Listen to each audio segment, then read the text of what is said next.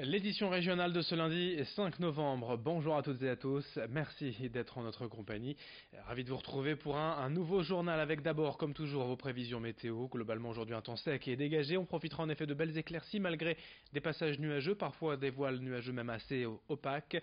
Dans l'ensemble, c'est quand même une belle journée qui s'annonce, une belle journée d'automne avec 14 degrés pour les températures, des valeurs supérieures au normal de saison. On en reparle bien sûr juste après ce journal.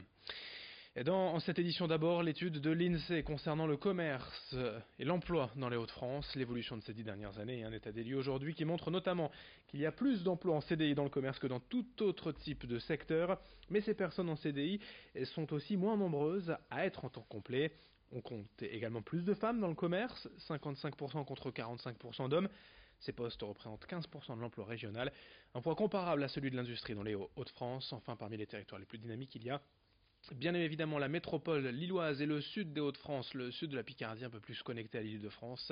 Explication complémentaire au micro de Lucille Berthe Constant. On a effectivement un mouvement de transfert de la concentration de l'emploi qui était historiquement plutôt dans les villes-centres, qui maintenant se déporte justement en périphérie. Mais en fait, finalement, commerce se déplace là où les populations finalement augmentent. Donc en fait, l'emploi commercial s'est finalement développé là où les croissances démographiques ont été les plus fortes dans la région.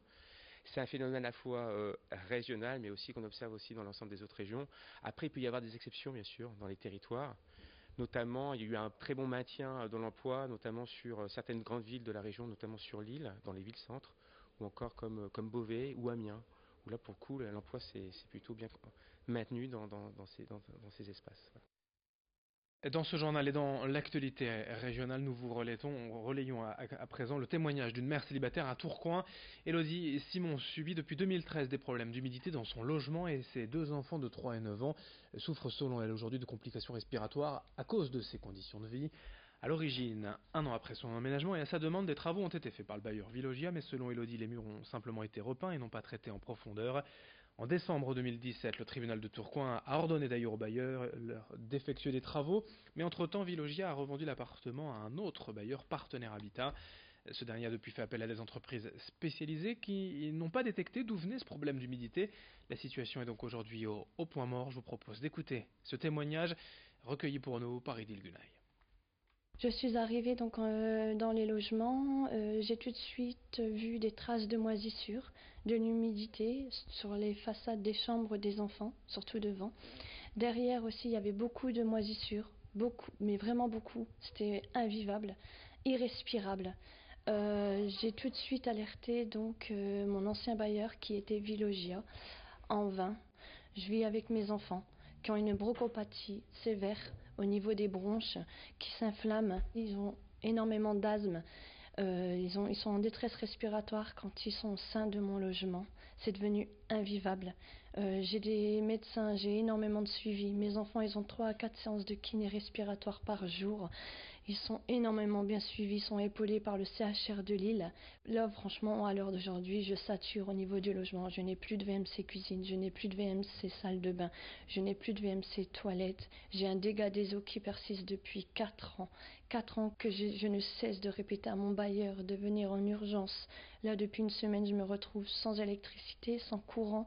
Je ne peux même plus accéder à ma salle de bain. On ne peut plus dormir dans les chambres. Notre seule pièce unique reste le salon, la salle à manger et la cuisine. Je n'ai plus que ça.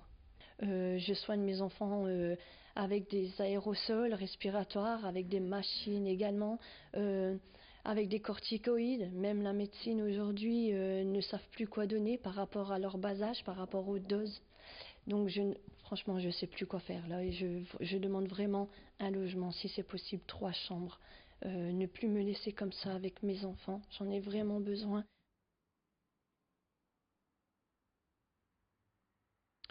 Dans ce journal également, on enchaîne avec les mésaventures de l'association d'étudiants en Génépi. Depuis 42 ans, partout en France, ces jeunes vont en prison régulièrement rencontrer les détenus pour leur apporter un soutien social et éducatif pour les aider à mieux vivre leur détention et surtout réussir leur sortie, leur réinsertion. Mais récemment, l'administration pénitentiaire a décidé d'arrêter les 50 000 euros de subventions versées chaque année à l'association. Premier motif invoqué, le Génépi aurait réduit de 80% ses activités en prison depuis 2014, mais les étudiants eux dénoncent en revanche une Une revanche car le GENEPI aurait ces derniers temps mené des campagnes de critique contre le système carcéral. Explication au micro de Xavier Silly. L'année dernière, on intervenait du coup donc 2 fois chez les hommes par semaine et 1 fois chez les femmes à Sequedin, 2 fois chez les hommes à Annelin. Et on intervient aussi chez les mineurs, et ça, comme c'est une direction différente, c'est la protection judiciaire de la jeunesse, si je ne me trompe pas. Ça, normalement, c'est pas encore remis en cause. Mais et du coup, oui, on faisait des ateliers même tout simples. Hein. On faisait jeux de société, arts plastiques, des choses comme ça. Enfin, c'est ce sur quoi on faisait l'année dernière sur l'île. Pendant les ateliers, on voit vraiment souvent qu'ils peuvent se confier, ils sont plus libres et puis ils disent quand est-ce que vous revenez, enfin ils veulent qu'on revienne. Et là, ils pourront jamais, enfin on leur dira jamais exactement pourquoi le GENEPI revient pas, enfin j'imagine. Et puis pour terminer cette édition, reportage au cœur d'un lieu de vie et de partage inattendu à Lille depuis 6 ans. La laverie solidaire au lavoir rassemble près de 900 adhérents, souvent des personnes vivant en des minima sociaux qui profitent ici de tarifs avantageux pour laver leur linge. Mais ce lavoir moderne se veut aussi et surtout un lieu convivial où les habitants du quartier peuvent trouver une permanence pour réaliser leurs démarches administratives ou encore trouver un emploi et être aidés par des conseillers, être accompagnés via des ateliers pour réussir justement à trouver un travail. Explication sur place avec l'un des responsables au micro d'Edil Gunay. On est beaucoup plus dans l'insertion sociale et professionnelle. Donc c'est le deuxième volet de cette laverie.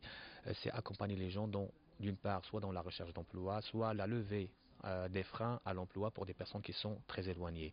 Donc pour cela, on a une médiatrice socioprofessionnelle, il y a un conseiller en insertion professionnelle qui accompagne les gens lors des permanences 2 fois par semaine, aider les gens à la rédaction de CV, d'autres motivations, faire leur recherche d'emploi et les accompagner aussi à maîtriser un peu l'outil informatique et les techniques de recherche d'emploi. Fin de cette édition régionale, d'autres informations bien évidemment à suivre dès le prochain quart d'heure. Très belle journée à toutes et à tous. Merci de votre fidélité.